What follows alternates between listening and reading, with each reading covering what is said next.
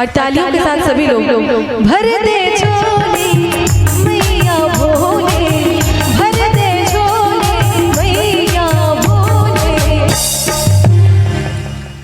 इतने सारे लोग बैठे हैं, बस जितनी महिलाएं यहाँ पे बैठी हैं, बस उन्हीं की तालियों की आवाज आ रही है। बाकी आप लोग ऐसा लग रहा है कि इतने भूखे प्यासे 9 दिन का व्रत आप लोगों ने ही रखा हुआ है।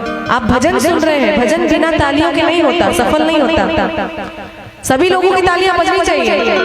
भर दे झोली मैया भोली, भर दे झोली मैया भोली, बिगड़ी बनाने आए ओ मैया तेरे दीवाने आए।